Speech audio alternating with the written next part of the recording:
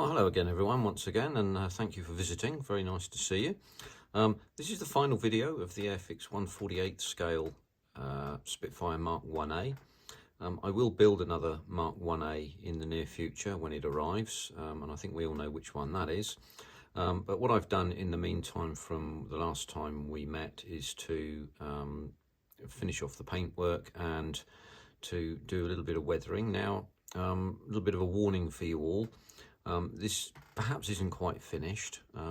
I'm not particularly good at the old weathering thing, and what I tend to do is to put too much on and then tone it down, which seems to me to be a not bad thing to do anyway. But as it stands, I may tone this down a little bit, and you can tell me in the comments what you think about this, and I'd be very interested to hear what you have to say, to be honest with you, because anything that you come along with and say, you might try this or you might try that, I'm probably going to say, yeah, great, well done, thanks very much, I'm going to use that. So we'll talk to you a little bit about what went well and what didn't, and I'll put this thing down on its wheels and take it out of its painting pot as well. But obviously, since the last time, what you will have seen is the masking's come off here and the canopy hood's gone on. The breakdown door here for the pilot's entry has gone in. I've fashioned some seat belts here. They were fashioned for me by my friends Mr. Heath and Mr. Robinson, and they're made out of masking tape, which I painted a buff colour and then put some little dots on to simulate the buckle harness, harnesses. It doesn't look like a Sutton harness, and it never could. I don't have sufficient skill to make it look like that. I haven't put a wire on here. Now, at the moment, I'm dicing with the idea of using a piece of stretch sprue, but I think that's just a little bit too thick, because it's nearly as thick as the aerial post. So I think it's probably 0.02 rigging wire that I need to be able to do that. And I haven't got near that yet. I've got 0.01, which I think may be a little bit too thin. So there we go. But anyway, I've put some weathering on, and I will say that just before I go anywhere, that aerial post is not the original one. I knocked it off, and I had to actually drill in a piece of wire to look like, to do the job. It does have the advantage, once you drill it in, if you do bend it slightly, you can bend it back quite easily. So I was actually quite pleased about having to do that, because I have bent it a couple of times. You wouldn't think to look at it, but I have. So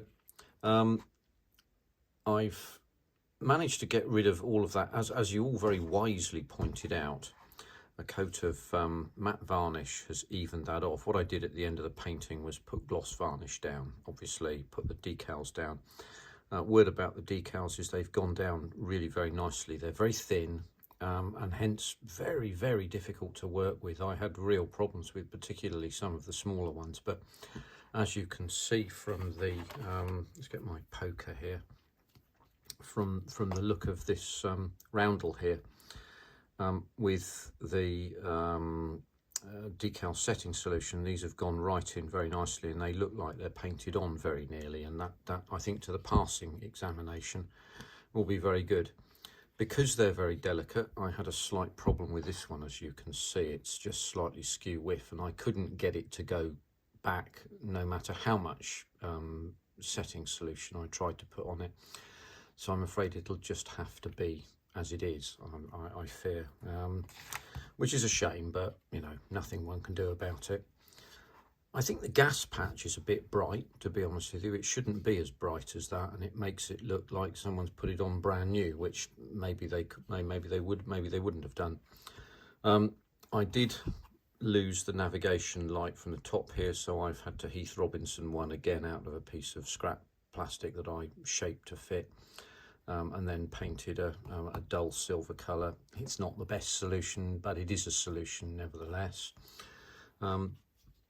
Going over to underneath, as you can see, there's some weathering in on there, and these areas aft of this particular panel line here tend to get a bit more oily, but I think that looks okay.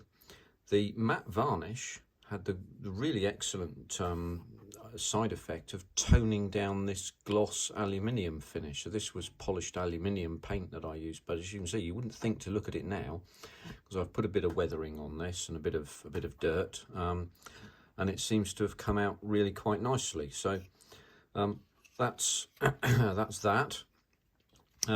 Excuse me. As for the rest of it, I'm fairly pleased with this, to be honest with you. It's not turned out at all badly. I've dropped my little box there, and I think will look good as the gift that I'm going to make it. As I say, I may very well tone down some of the, where's my poker gone? Oh, there it is. Tone down some of this weathering about here, which you can see quite easily. But I think not too bad in general. So there we are, the 1/48 scale Airfix Spitfire. For all those of you that have tuned in and watched this and given your advice right from day one when I did the first presentation of the box, you know, the unboxing, you've all been really helpful. In particular Ron right at the start, who left a couple of comments about some pitfalls to avoid and some things to watch out for. I won't say his second name, but he knows who he is. And look, thank you very much for doing that. I kept meaning to mention you throughout the project, but I never remembered to do so. So I redress that error now.